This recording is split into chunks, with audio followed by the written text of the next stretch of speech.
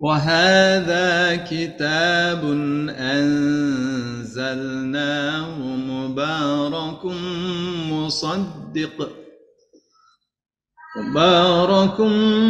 مصدق الذي بين يديه ولتنذر أم القرى ومن حولها والذين يؤمنون بالآخرة يؤمنون به وهم على صلاتهم يحافظون. Wahada, dan ini adalah kitabun, kitab anzalnahu, yang telah kami turunkan, mubarakun, yang penuh kebaikan, penuh berkah, musaddiqun, yang membenarkan,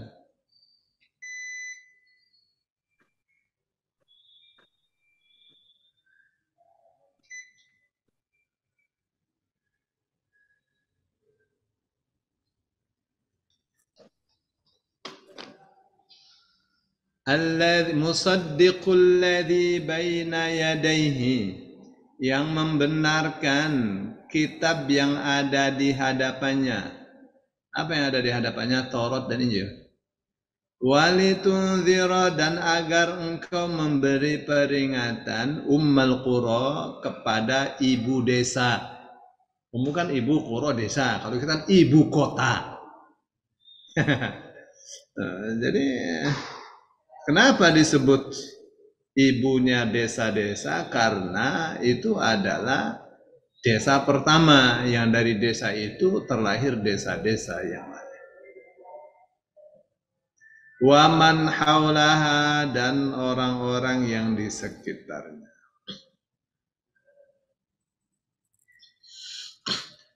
Walladzina yu'minuna, dan orang-orang yang beriman bil akhirati, akan adanya akhirat. Yu'minuna bihi, mereka beriman kepada kitab itu. Wahum ala salatihim, sedang mereka terhadap solat-solat mereka yuhafizun, mereka menjaga. Ya, jadi ini adalah itsbat, ya, namanya penetapan. Ya, jadi Allah menetapkan akan diturunkannya Alkitab kepada Rasulullah Sallallahu Alaihi Wasallam. Ya, dengan fungsinya sebagai kitab yang penuh kebaikan, yang membenarkan, mengoreksi kitab-kitab yang ada di hadapannya. Kitab yang berfungsi untuk memberikan peringatan. Jangan sampai manusia belangsak, tersesat, ya, untuk memberikan peringatan kepada manusia-manusia yang ada di Mekah dan sekitarnya. Jadi itu paling tepat sih ayat ini berhubungan dengan masyarakat Quraisy saat itu, karena ini kan surah Al-An'am ini kan surah Makkiyah, ya. Jadi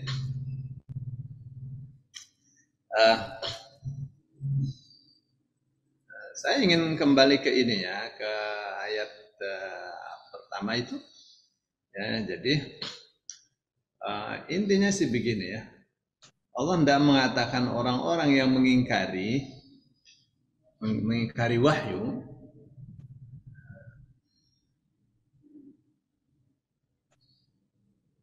yang juga pasti mengingkari utusan-utusan Allah. Mengingkari wahyu berarti mengingkari Rasul juga. Mengingkari Alkitab berarti mengingkari yang memperoleh Alkitab itu. Sama saja dengan mengingkari Allah, itu rentetan itu. Ya, paket itu. Ya, jadi orang-orang yang mengingkari wahyu adalah orang-orang yang mengingkari utusan-utusan Allah. Nah, mereka itu ya bisa masyarakat Quraisy atau segolongan Yahudi, karena tidak semua orang Yahudi mengingkari diturunkannya Alkitab. Ada juga yang beriman. Nah, mereka ini dengan mengingkari Alkitab, mengingkari Rasul, itu Allah katakan wa ma qadarullah haqqa qadrihi. Mereka ini tidak mengakui Allah dengan sebenar-benarnya pengakuan, tidak menghargai Allah dengan sebenar-benarnya penghargaan. Ya, mereka ini istilahnya ngenyek Allah. Kenapa? Karena mendustakan utusan-utusan Allah sama saja dengan mendustakan Allah Subhanahu wa taala. Ya, mereka mengatakan Allah tidak menurunkan apapun kepada manusia. Ya, Allah tidak menurunkan kitab apapun dari langit. Nah, Ibnu Katsir mengatakan bahwa ayat ini tepatnya sih diturunkan berkenaan dengan masyarakat Quraisy. Kenapa? Karena ayat ini Makkiyah. Ya, atau surah Al-An'am ini ya surah Makkiyah.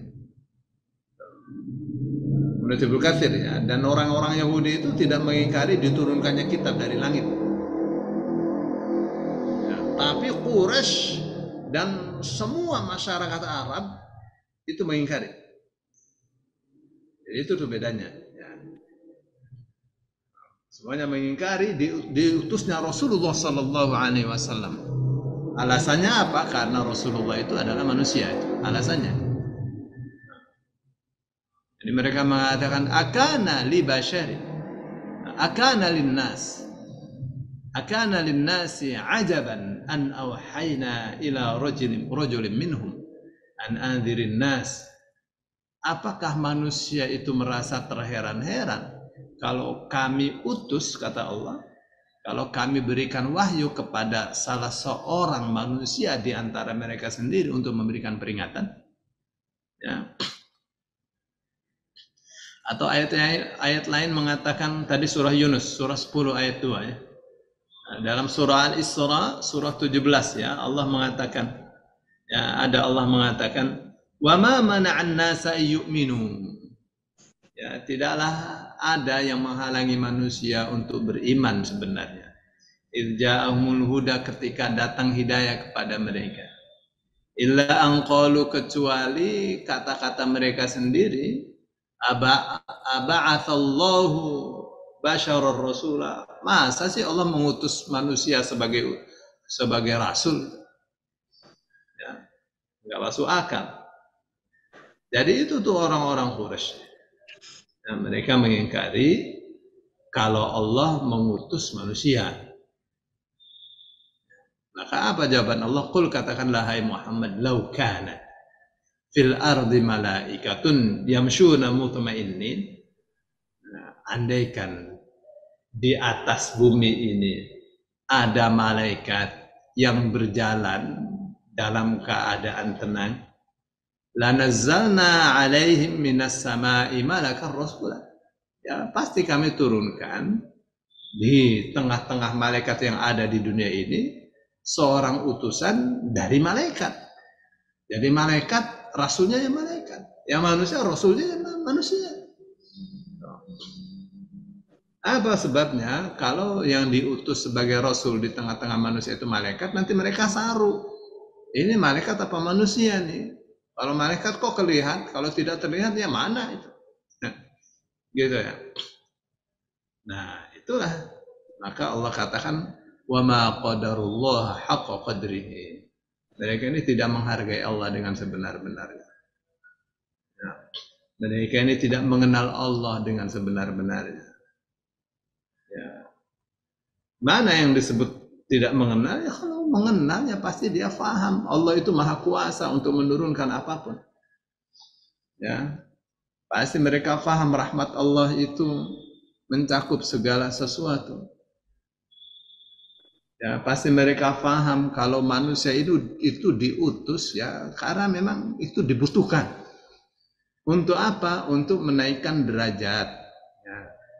Baik derajat yang sifatnya materi maupun sifatnya imateri.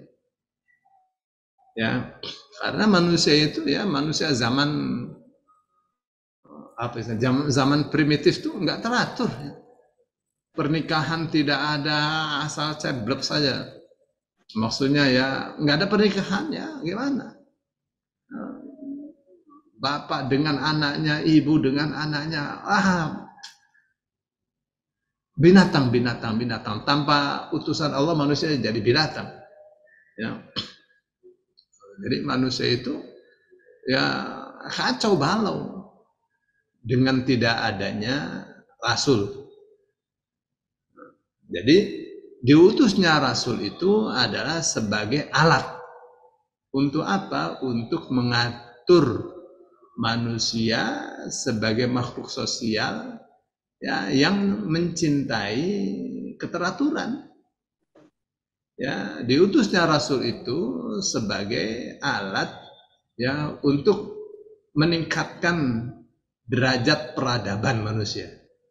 Ya, untuk memperbaiki akhlak manusia ya, untuk membatasi kesombongan para penguasa, kezaliman para penguasa, kezaliman pribadi, kezaliman golongan.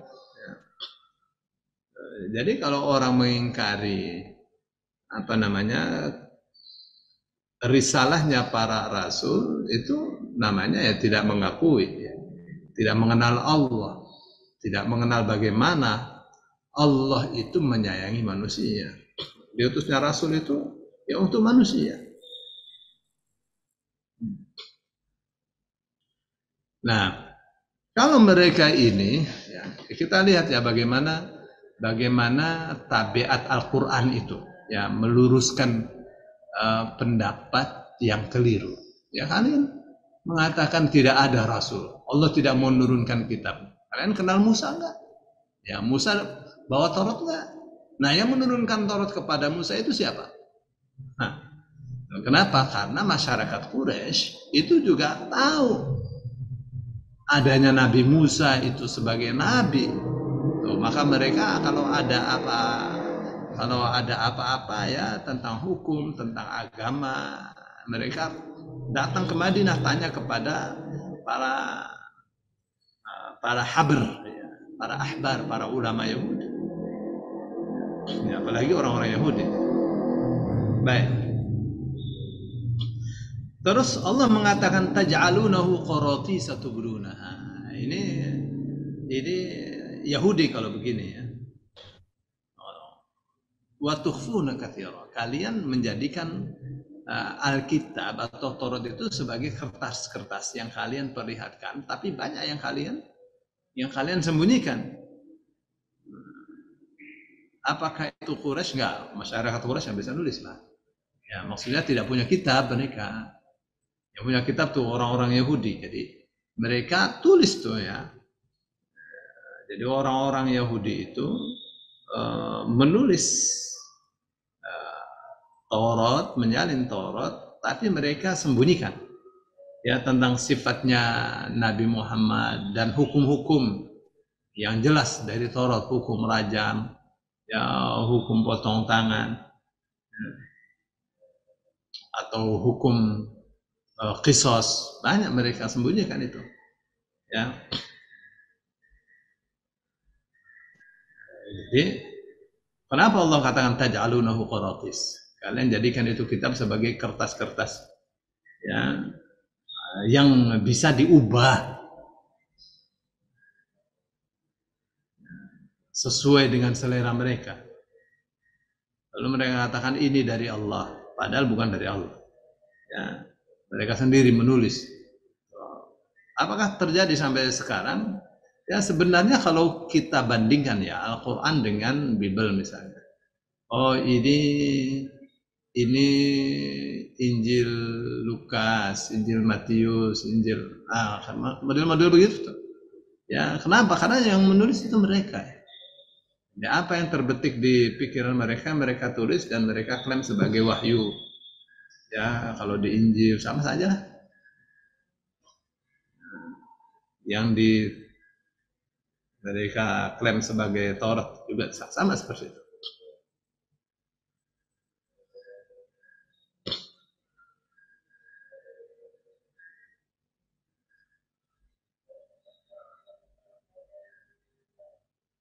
Nah, ya.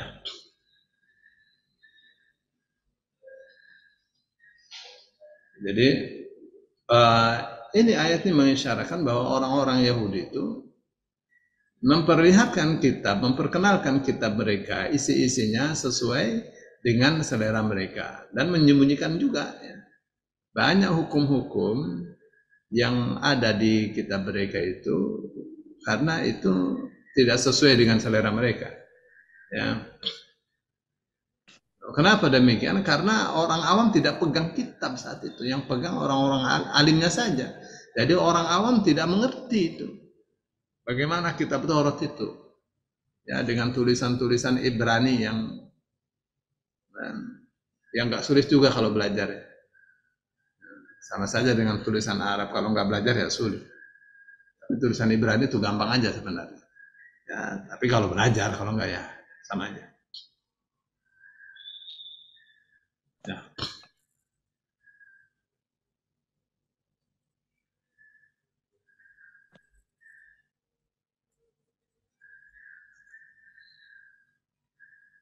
Ya, menurut Profesor Dr. Wahbah Zuhaili ya, ini kitab Taurat yang terbatas di kalangan ulama-ulama Yahudi saja. Ya, masyarakat awam tidak punya kopinya, tapi sekarang sih sudah tersebar ya. Ya. Itu yang menyebabkan mereka dengan mudah sekali menyembunyikan ya banyak kebenaran yang ada di dalam Taurat. Ya.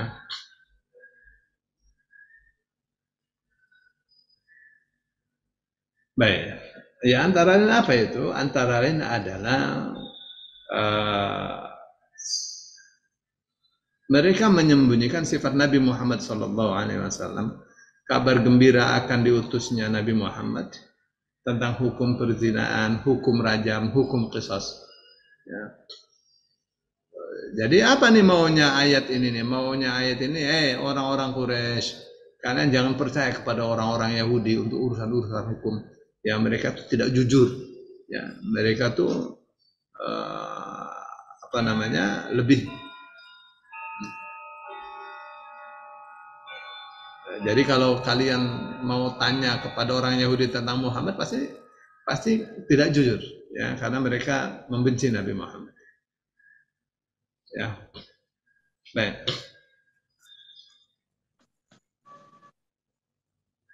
Jadi ini ayat ini terbagi dua ya, tentang keingkaran kepada Nabi untuk Quraisy, ya tentang bagaimana kitab itu diselewengkan, itu ya bukan Quraisy itu Yahudi itu kalau itu.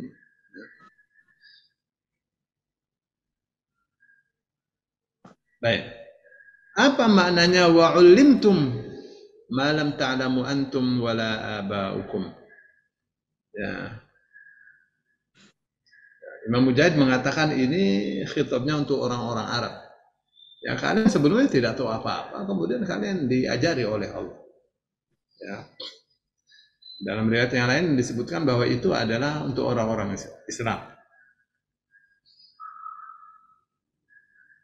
Kenapa? Karena apa yang diketahui oleh orang Arab, ya diketahui juga oleh orang-orang Islam.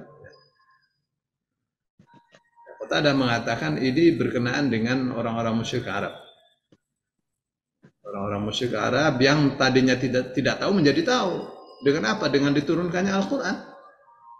Ya, tentang berita-berita masyarakat terdahulu, tentang Yusuf, tentang nabi-nabi sebelum Rasulullah. Ada di dalam Al-Quran. Meskipun mereka kafir, kan mereka tahu dari Al-Quran. Ya. Ada yang mengatakan bahwa ulimtum kalian dikasih tahu itu untuk orang Yahudi. Ya, dikasih tahu yang sebelumnya tidak tahu, sebelum sesuatu itu datang sudah dikasih tahu dulu. Tentang Nabi Muhammad bakalnya diutus sudah ada ayatnya itu. Nah, tapi Imam Zamakhsyari mengatakan ini untuk orang Quraisy yang percaya kepada Rasul Shallallahu Alaihi Wasallam. Nah, terus apa artinya? Summa dharhum fi khawdihim yan'abun. Ya, biarkan. Itu artinya biarkan mereka bermain-main dalam kesesatan mereka, dalam kebodohan mereka. Maksudnya apa? Maksudnya tidak mengimani kitab itu kebodohan. Ya udah, jangan dipaksa mereka beriman. Tidak mengimani Rasul itu ya kebodohan, kesesatan.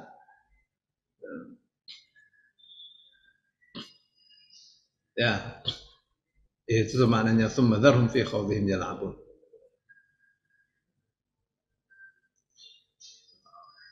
Kalau di ayat-ayat yang lain itu, misalnya ayat mengatakan, "Dzarhum ya'kulu wa yatamatta'u wa yulhihimul amalu fasawfa ya'lamun."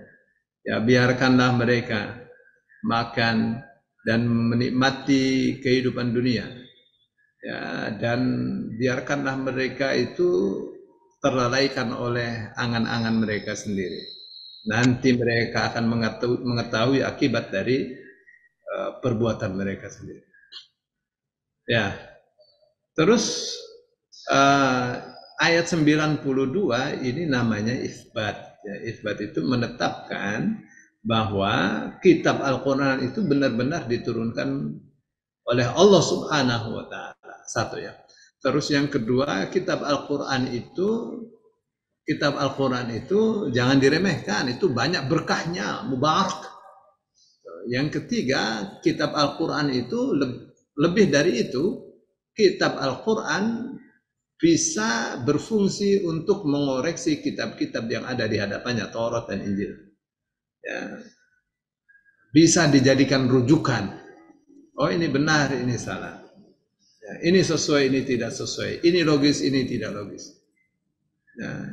Yang keempat, kitab Al-Quran itu adalah sumber untuk mengingatkan manusia agar tidak tersesat.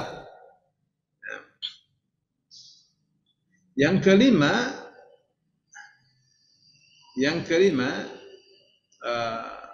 orang kalau beriman kepada akhirat pasti beriman kepada Al-Quran.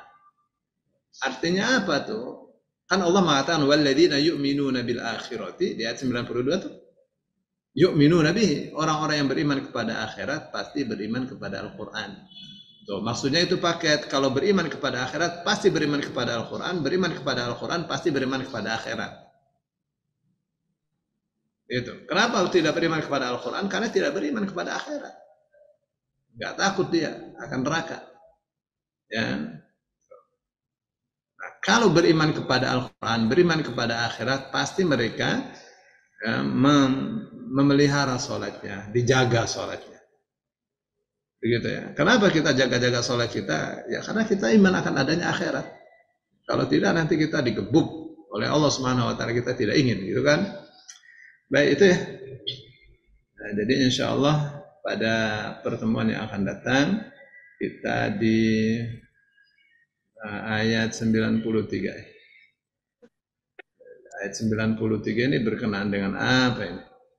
Ayat 93 ini berkenaan dengan membuat hoax atas nama Allah dan sanksi atas perbuatan itu. Namanya iftira'ul kadhib, ya, menciptakan berita dusta, kebohongan publik. Baik, saya kira sampai di sini dulu. Ya, Ustaz.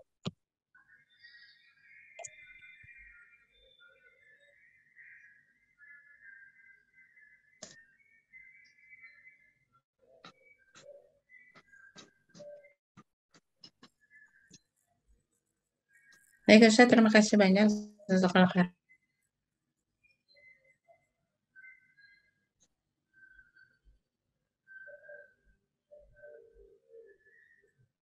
3 untuk teman berikutnya belum Ramadan. Dengan judul membuat bohong atas nama Allah dan sanksi atasnya gitu ya, lebih baik kan singkat tapi kita sudahkan pelajaran kita dengan hamdalah dan doa kafaratul majlis. Alhamdulillahirrabbil subhanakallahumma wa bihamdika asyhadu an la ilaha illa anta astaghfiruka wa atubu ilaik. Ustadz freeze lagi nih. Terima Iya. kasih Ustaz, terima kasih Bu Terima kasih, Dewi. Ustaz. Terima kasih. Sama-sama. Terima kasih. Assalamualaikum.